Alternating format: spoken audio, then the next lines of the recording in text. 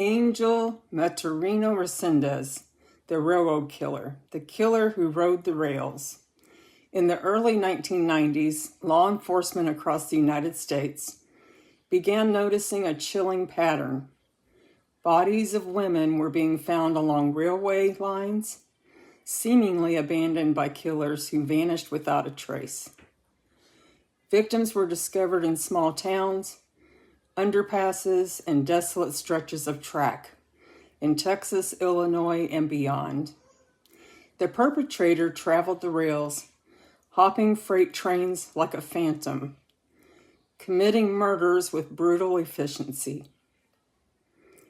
The man behind these murders was Angel Maturino Resendez, a Mexican national later dubbed the Railroad Killer. His reign of terror exposed not only the vulnerability of transient populations and rural communities, but also the challenges of catching a predator who exploited mobility and invisibility.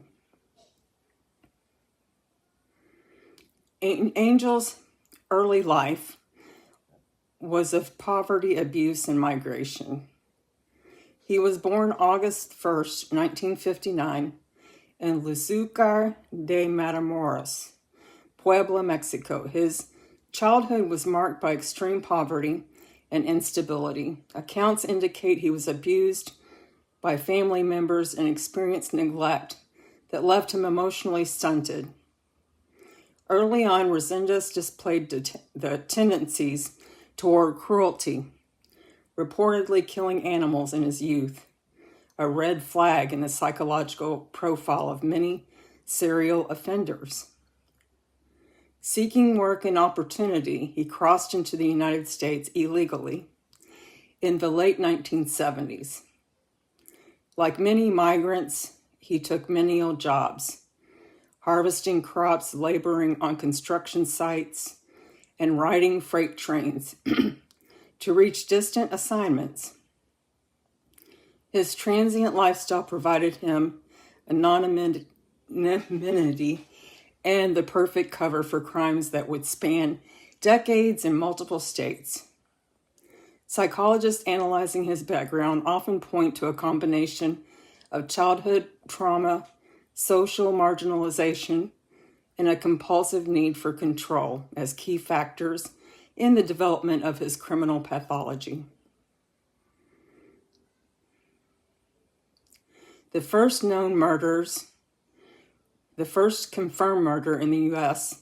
is believed to have occurred in 1986, though some victims may have preceded this date. His typical victim profile were women who were alone, vulnerable, and often working in rural and industrial areas. Some reports suggest that he may have killed as many as 15 to 22 victims, though the true number remains uncertain due to his mobility and lack of pattern detection in rural areas. The methods he employed were varied but consistently brutal. Strangulation, blunt force trauma, and occasionally stabbing. He would often abandon bodies near railroads, giving him the advantage of quick escape and reduced risk of identification. This methodology, combined with his knowledge of trains and remote terrain, made him exceptionally difficult to track. In 1998, authorities noticed a chilling similarity in multiple cases across states.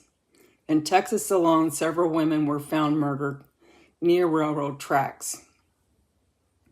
Investigators dubbed the murders the work of a railroad killer, recognizing the geographic pattern that followed train lines rather than city streets. What made Resendez so dangerous was his mobility. Unlike many serial killers who operate within a defined territory, he moved constantly, crossing state and national lines. This mobility complicated jurisdictional investigations. Police departments in different states often failed to connect cases until patterns emerged through forensic and geographic profiling.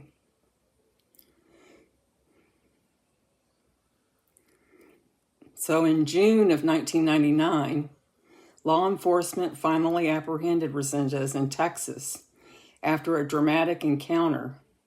He had attempted to evade officers, but was cornered by local authorities who acted on a tip regarding his suspicious presence near a freight yard.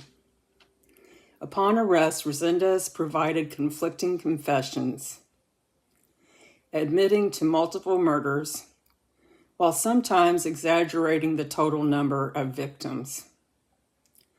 Investigators faced the challenging task of verifying each claim, traveling across state lines and cross-referencing missing persons reports. Forensic analysis revealed his signature patterns. Victims had been strangled using ligatures that he carried. Some bodies were staged in public view to terrorize the local population, and in several cases he had returned to view his work, an act consistent with other organized psychopathic killers.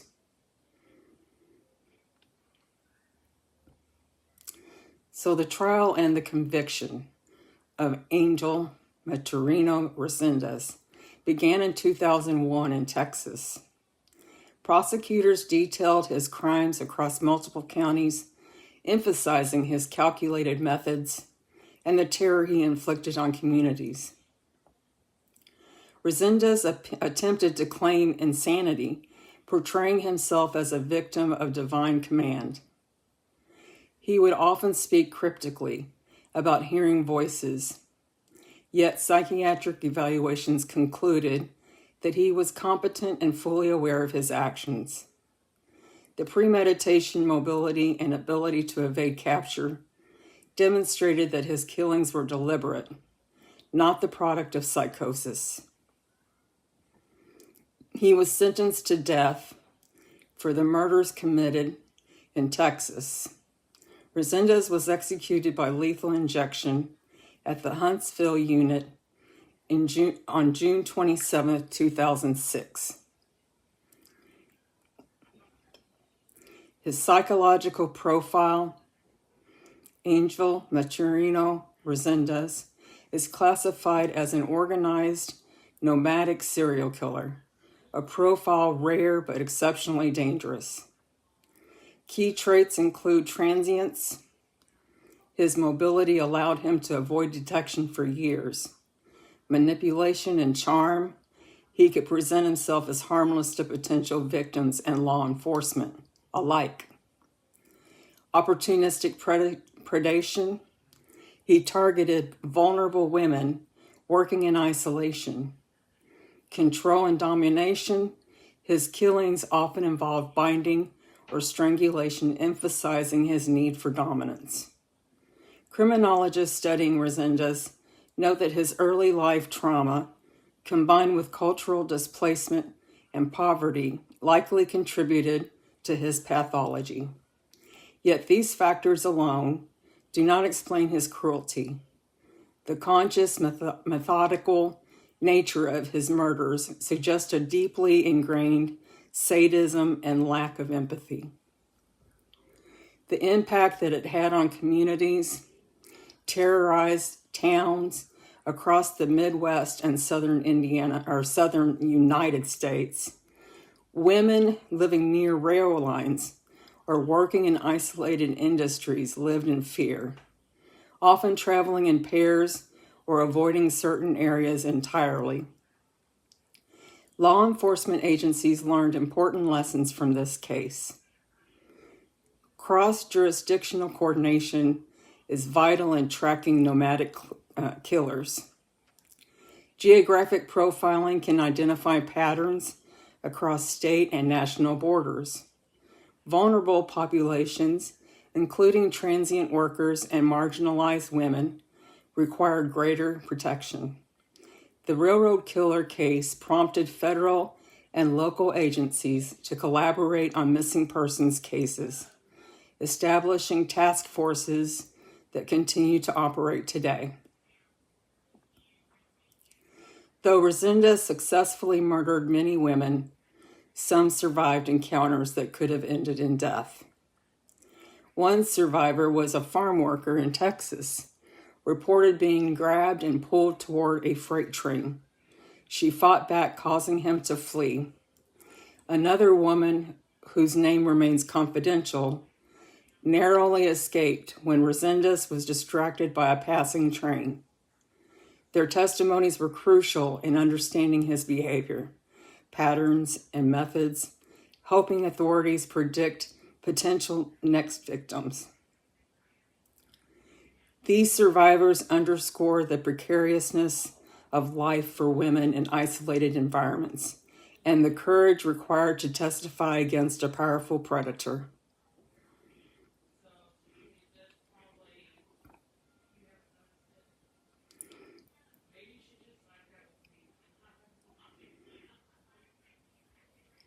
The story of Angel Maturino Resendez remains a cautionary tale of how mobility and invisibility can empower a killer.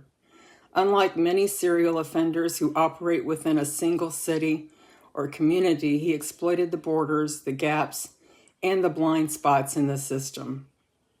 His case demonstrates that serial killers can thrive when populations are marginalized. Cross-state investigations require collaboration and foresight. Survivors' voices are critical in apprehending dangerous predators. Even today, law enforcement and criminologists study his methods to prevent similar cases, teaching lessons on geographic profiling, transient victimology, and the psychology of nomadic killers.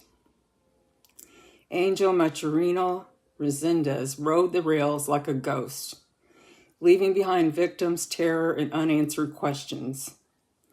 His life, crimes, and eventual execution remind us that evil can move swiftly, silently, and anywhere, exploiting the gaps in society's attention. The railroad killer's story is not just one of horror, but also of resilience. The investigators who pieced together his trail, the survivors who lived to tell their tales, and the families of the lost who demand their loved ones never be forgotten. And that concludes our story about the railroad killer.